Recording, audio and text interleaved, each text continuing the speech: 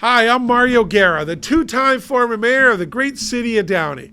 And I'm here with my co-host, Eric Pierce, the 20-year editor of the Downey Patriot. And you're sitting here listening to Talking Downey with Mario. And Eric.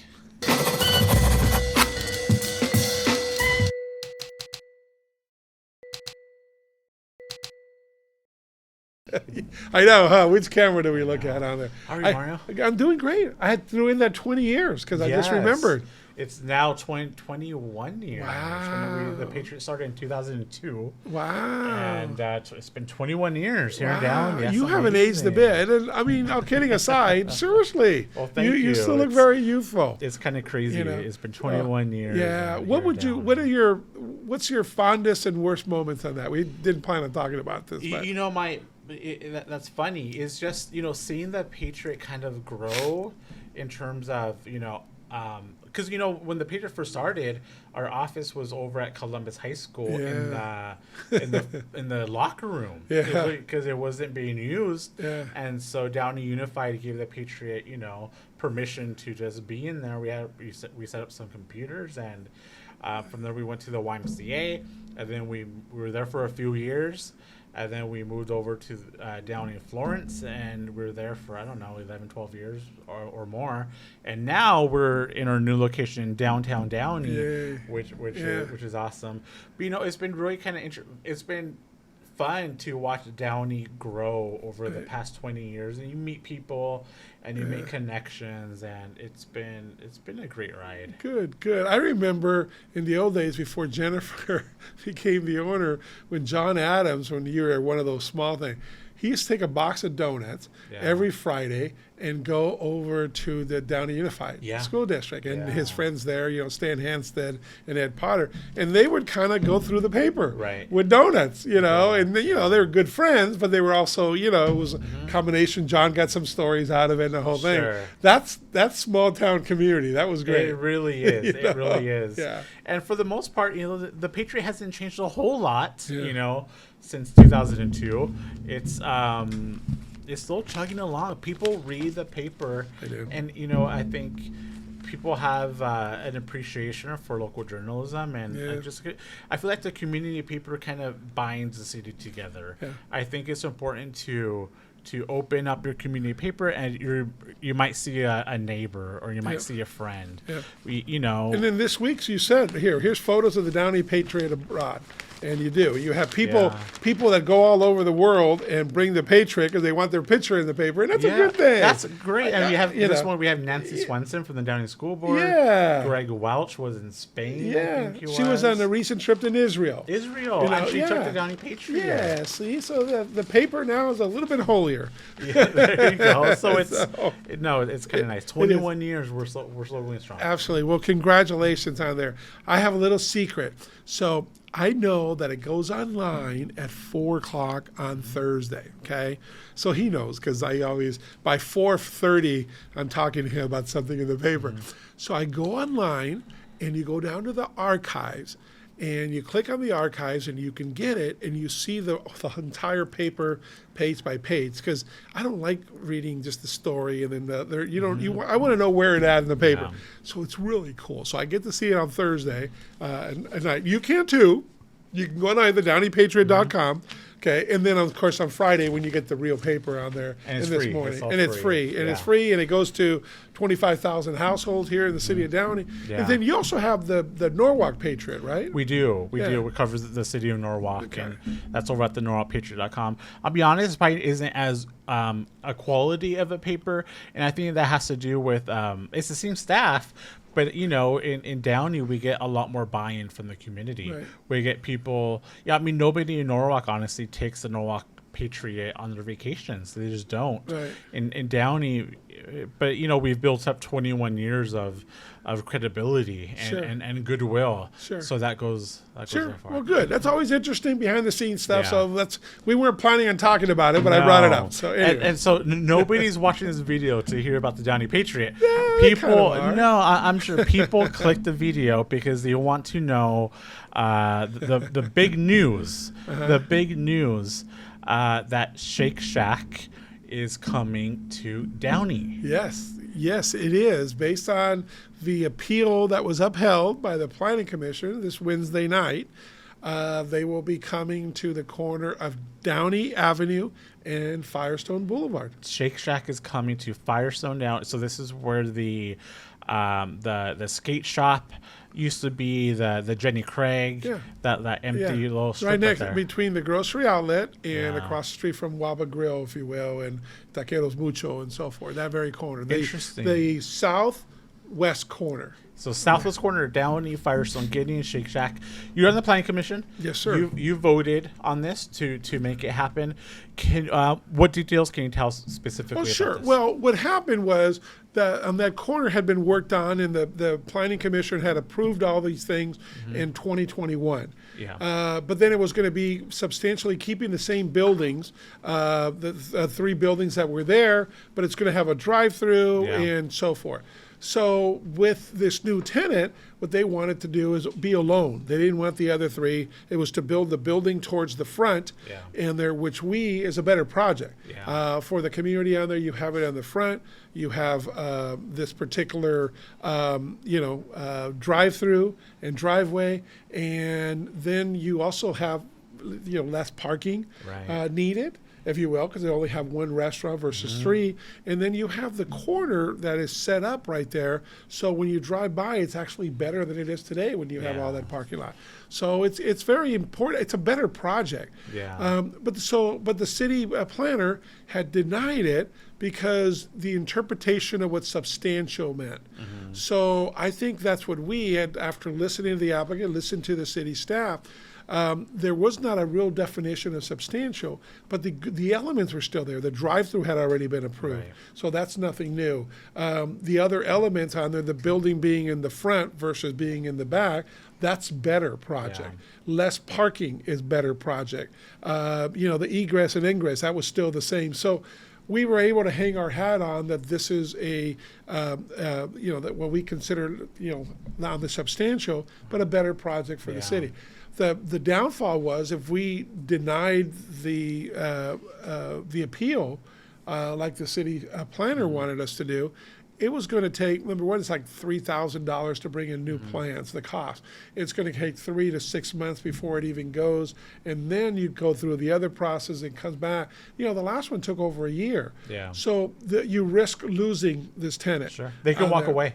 They can walk away. And we're able to tell this because now, after this was approved, they signed a lease. So that's the only reason that we're talking about this now. And I met with the owner yesterday, and she told me the lease was signed right away. So there's all kinds of great things that were, that happened because of that. So I think that was very important. Anyways, folks, this is going to be great for our downtown Downey. I'm excited. It's a game changer. It is a game changer. And Shake Shack is really popular in different areas, and I've never been personally. I've never eaten there. I've been there, but it's always been very crowded. Yeah. And so, but I haven't tried the food yet. But they've gotten really good reviews. Oh, yeah. You've tried Oh it. yeah, I love it. There's one in Manhattan Beach that I've gone to several times. So the interesting thing, when you said that it's always crowded, the old Yogi Berra thing, right? Nobody goes there anymore because it's always too crowded. It's kind of the reverse. Oh no, there is that aspect of it. They have, in the opposite direction, they're going to do the drive-through very similar to Chick-fil-A, where you start off with 2 and it blends into 1, and the 1 will be coming out. Right. So it's not like they won't be backing up the Right. process onto Firestone Boulevard. You'll start on Downey Avenue way in the back. So the project, the thought process has been really well done. Yeah. I think the way the building is going to be built, I think it's an attractive building. It's going to be visual from Firestone Boulevard and the 3 corners there, So, no, this is, yay, downtown Downey winning again. Yeah, I've seen the plans, and Yeah. it does look like a very beautiful building. Yeah, I think it's going to attract more traffic, But on Firestone, you want more traffic. In the downtown, you want more people You want coming. people there. You know, grocery outlet, that'll be good for them. You know, the stores next to them, good for them. Yeah. You know, so I think all the way around. And then, of course, we have a couple of new restaurants down the street with that Diosa that we talked about. It's beautiful. And then the where the old Denny's is, they're starting to build that building there. Yeah. I don't know if that's going to be called Ojos Locals or not. What that's going to That be. might be a bad example. I don't know. But it depends on what comes there. So I don't know if I'm off topic. If I'm Ojos Locals people, I'd change the name and tweak the concept a little bit. Right, from a But branding we'll see. market. Yeah. But yes, they have great food. It started in New York. You try to go to the one in Central Park, and the line is tons of people. So they're a good corporate citizen. It's going to be exciting for us. And you notice a lot of the other cities don't have one. No. So no. that's a good thing for Downey. Who needs a Trader Joe's when we're getting Shake Shack? Okay, well, don't push your luck. You said that. I'm already in trouble. Yeah, I moved on from Trader Joe's. I have to. No, but I'm just super excited when I heard about this. I just couldn't wait to get the news out there because I think people are going to be very excited about this. Yeah. And we're walking distance Right, to it. right. I mean, we can look out the window and we'll be able to see it. Yeah. So this is going to be really good for downtown Downey. And I was able to vote for it because I have no financial interest in this building. I'm in this office is the Raul Porto building that they own in George Villa. So I'm a tenant here, so I have no financial interest because we check with the lawyers just to make sure that nobody else on there. I'm enjoying my time on the Planning Commission more than I thought. I give thanks to Councilman Hector Sosa for appointing me. Right. He wanted somebody with experience and so forth to represent him, especially things coming up. So I am so grateful to him. But I'm enjoying working with Vice Chair Carrie Uva. The chairman is Horacio Ortiz. And Miguel Duarte represents Blanca's district, old district on their District 1. So there's only 4. I wanted to ask you because I find planning commission meetings kind of interesting. I did notice a couple of other things besides Shake Shack in the last meeting. One of them was the gas station over on Imperial and Paramount is getting a pretty significant makeover. Absolutely. The owners showed up there. It's going to be a mini mart and so forth. Some of the frustrating things was he wanted to actually tear down the building and build a new one and do it right and so forth. And I guess if you touch something there, it was going to create this and that. So he had to keep the same footprint on there. But he actually complained about the city rules that he wanted to do it better. Right. And I guess the ones that he owns in the City of Commerce is beautiful, and other companies go there to see how it is and stuff like that. So that's going to be an improvement on that district. Because in that area. it's not the best looking. I mean, it's like gas and go. Yeah. I only go there when I'm desperate for gas. I'll be honest, but it's not the prettiest. No, he did. I did ask him openly about the connection there. Like next door is the Crown Cleaners. That's been closed. On there, that's been closed a while. Yeah, I think Beach's Market. Ron Beach owns that on there, and then that was sad on there. I loved Beach's. I loved Crown Cleaners and the Riffian family. So he actually wanted to expand. He begged the Ron Beach and them to sell him that property more, or at least lease it to him, whatever, and they wouldn't. So he's got to stay where he's at. But there's not going to be a fencing between the two locations, so it's going to be kind of interesting. But the plans are beautiful. The owner gets it. He tries. He's working really diligent on that. He'd like to have made it even better. Yeah. But so that was good. So we passed that. So that was a 4-0. Both these decisions were 4-0 from the Planning Commission. One more that I noticed was the strip mall over on Lakewood where the Sizzler is. Yes. They're going to be changing a little bit. Yes. So we have a sign program for the city that to go like something like that whole entire strip. Shopping center, they want to change their signage and their look from a betterment standpoint. I don't know if that's good English. But I think that's a word. I know. So just like the strip shops that are next to it just recently did, where they got uniformed and they changed their signage and so forth. So the owner here applied for that. I think it's going to look really good. Each business owner will still be able to put their logo and their sign on there, but there's modifications they can do. There's only certain things on there. You can't have crazy things all over the place. So the owner was wise enough to want to do that, wants to give his company, his business an uplift. Good. And I'm excited. Yeah, we approved it. We think it's great. I'm glad that they came to the city. That's for that. going to look really good. Yeah, sometimes you just need that improvement. You need that to be able to go forward with that. Right. So yeah. And since we're talking about that strip, off topic, but there's a little restaurant in there that gets overlooked. It's called Hong Kong Chef. It's a little Chinese restaurant. Yeah. If you haven't been there, check it out. It's a really good restaurant. Okay. Not everybody's a fan, but I like it. I do too. Yeah. Well, you know what? So Peking China down the street had the fire. And God bless them. I don't know what's going on, but I hope they come back. Yeah. I want them to. I hope we can do whatever we can. So it's still closed down. And for downtown Downey folks, it was just a nice little walk. They had a great lunch special. Their Mongolian barbecue, Mongolian beef on the, the bento box thing on there. I'd go. It was great. What a great value. So now I do go there, and I like it too. And really good prices. It's good prices. It's older, and there's not that many tables in there, so sometimes it's crowded. But when you want to get away, you just want some Chinese food with your newspaper and yourself on there. And I've gone there several times. I think I've texted you the pictures a couple I go times. there too. You and Alex have on there. Yeah. Yeah, it's right next to Sizzler. Yeah. But Pretty soon, Shake Shack in Downey. I think Shake Shack will continue to add another dimension to our downtown and to our city. And I'll tell you, it's exciting that companies a little bit outside of the main street, they're a main street company, I shouldn't say that, but companies that normally wouldn't be are coming to Downey, especially downtown Downey. Yeah.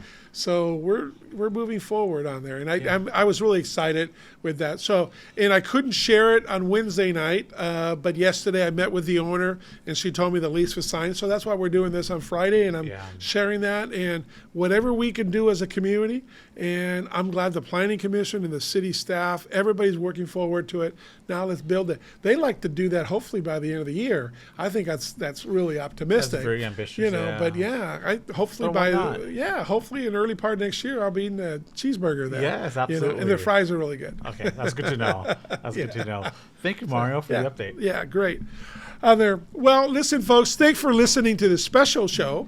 You didn't plan on listening all about the Downey Patriot, but I find that fascinating. I like the history, and Downey Patriot is a big part of who we are in our community. Seriously, I truly believe that our politicians for many years we've elected good people. I should start with that. But I think that knowing that Big Brother, is watching there, I think keeps everybody on their toes too.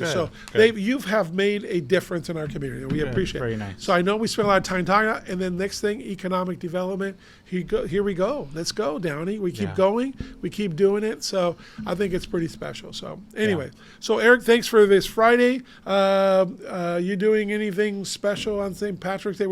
This will be done after St. Patrick's Day, but at least we can cut this out, or we can down there. You doing anything? No plans at all. No, I've never been a big St. Patrick's Day person. My wife, my Irish wife, a McLean and a Ryan on there. She doesn't feel good today, so we're not doing anything. I may get the green soup from her. That's about it. But by the way, here's a little secret coming from a Catholic deacon. On Fridays during Lent, of course, we're not allowed to eat meat. Okay, that's a sacrifice that we do. But if St. Patrick's falls on Friday during Lent, you get dispensation. Oh, I didn't know I know. And now it's more of a local thing, but Can you tell my mom that? I can tell your mom that on there, but you got to have corned beef and cabbage, and so forth. That's we have a lot of. We used to have our one of our founding cardinals, Cardinal McIntyre, obviously an Irishman on there, and he kind of started that. And then we've had a lot of Irish priests, and so I don't know if that's all urban legend, but if I wanted to, but I'm not going to be able to get corned beef and cabbage now. Folks, thanks for listening. Thanks to our sponsor, Financial Partners Credit Union, for making this part of our community and making sure that our podcasts and things like this are available for you to talk. So we appreciate you joining us. We appreciate you sending us information of things you want to hear about, and we look forward to our next telecast. So thank you for listening to Talking Downey with Mario and Eric.